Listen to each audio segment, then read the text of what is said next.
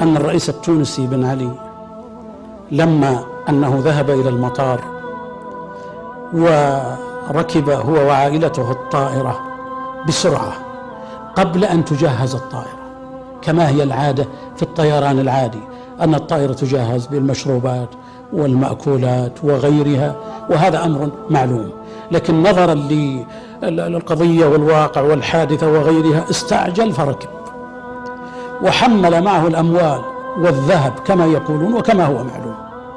فلما ارتفعت الطائرة ومعه عائلته وبعض أحفاده الصغار، إذا بأحد أولاده الصغار يبكي يريد أكلا، فصار الولد الصغير يبكي ويقول يريد طعاما. بن علي ينادي المضيفين في طاقم الطائرة ويقول لهم تعالوا هل عندكم طعام؟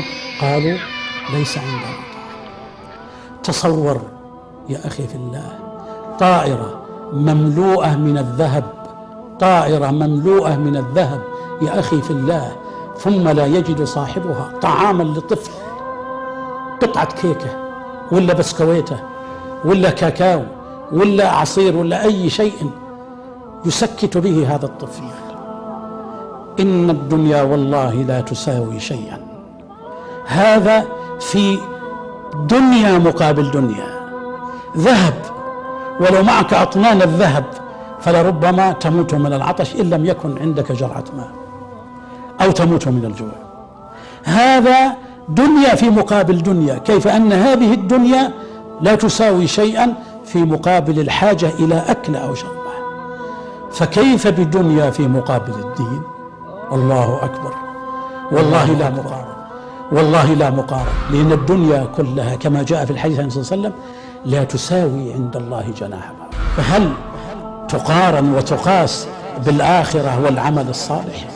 كلا والله لا يمكن أن يقاس هذا بهذا. فالعبر والعظات يا أيها الإخوة في الله في مثل هذه الأحداث أن تعلم أنك يا عبد الله إذا بت آمنا في بيتك معافى في بدنك عندك قوت يومك فأنت والله السعيد ما دمت عابدا لله الواحد القهار. إنها الطمأنينة، إنها الراحة النفسية. هذا الإنسان الذي كان في طائرته مسجونا يبحث عن من يؤويه، هل تقارنه بعجوز في أقصى المشرق أو المغرب أو أفريقيا أو غيرها فقيرة في كوخها لكن والله تنام مطمئنة؟ والله إن هذه الدنيا لا تساوي